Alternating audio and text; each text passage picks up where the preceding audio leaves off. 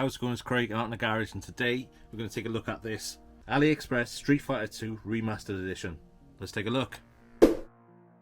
Okay, so this has been sent to me by James from GameZone Birdroom. Welcome back, everyone, to GameZone Birdroom. GameZone. James, I think he ordered this as a giveaway, and as you could tell, it's a Japanese cart. It's not the UK Mega Drive cart, and it certainly isn't the Genesis cart. It's a different shape. That's the only difference to these carts. The PCB inside of them is normally compatible with all the systems. It's just the cartridge shape is different.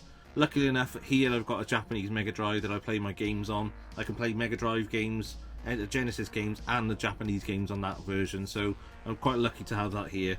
I've already got a Super Street Fighter 2 original, a Japanese version. I'll show you now. So that's the one I play quite regularly if I'm playing Mega Drive Street Fighter 2 at home. So James sent this through to me, and I was quite excited to have a look at it because the remastered edition I've heard good things about. The sounds are meant to be better, the gameplay looks cleaner and crisper, and the colours are much better. But I've not managed to have a go with it because when I played it into my console, I got a black screen. I messaged James straight away and said, mate, there's something up with this, you might want to send it back. I've tested my other one, it works fine, plugged this one in and nothing. So he said to me, alright, no worries, I'll message AliExpress, let them know, and I'll get a refund on it. I said, well, if you're going to get rid of it, can I open it up? He said, crack on, open it up, do what you want with it, have a go with it and see if you can get it working. So there's nothing loose in there. PCB's nice and tidy inside of there at the moment. I don't know what's up with it. There may be some dodgy traces, maybe something's missing off there. We'll open it up and have a look and see what we can do. Cool, let's get over on the bench and have a look. Okay, so let's have a look at this AliExpress special Street Fighter 2 Remastered Edition. So we're going to have to take this label off, see if we can get to the screws underneath. I'm guessing it's screwed together, not just popped together. Never know with these AliExpress ones. I'm going to try and keep the sticker intact if I can.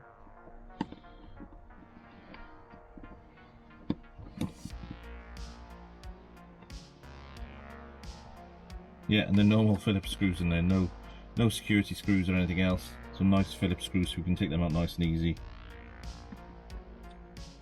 Look at that. It just peels off. It's like it's been put down with Pritt stick or something. Let's get a screwdriver on it.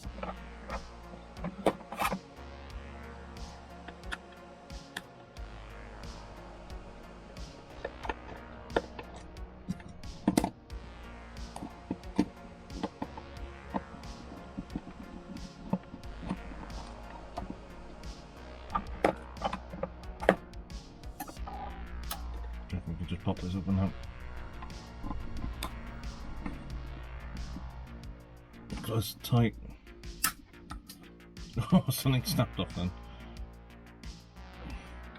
I can see the size of the PCB already, it's tiny.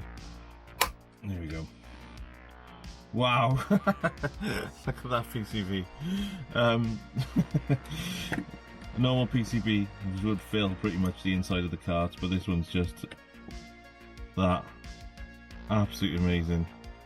And it just says remastered written on the back of it in pen. Okay, so on initial inspection, not that I'm able to see much, there is nothing on this that I can see. What I'll do is I'll get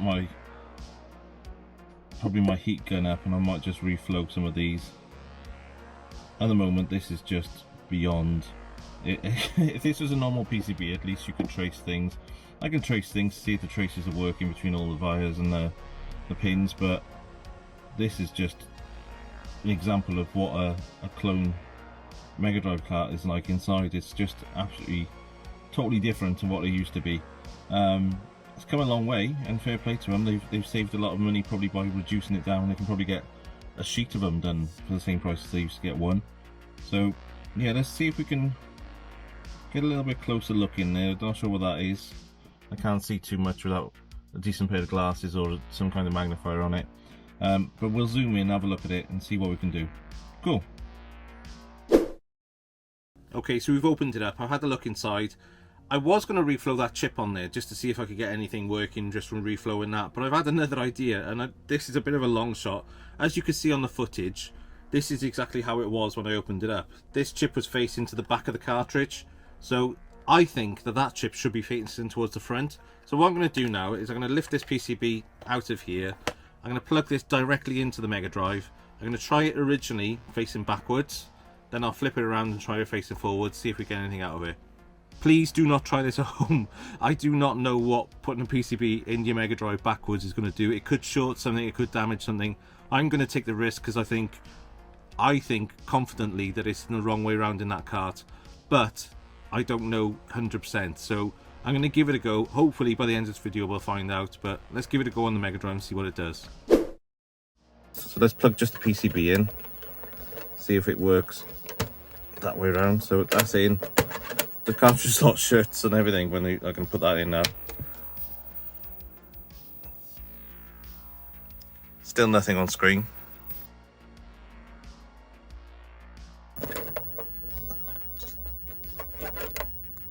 So now chip facing the front. If we go back and show you the footage of when I took it apart, chip was facing the back.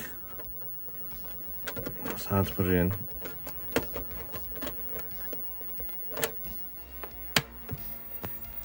Boom! AliExpress quality control #1. Put the PCB in the right way round.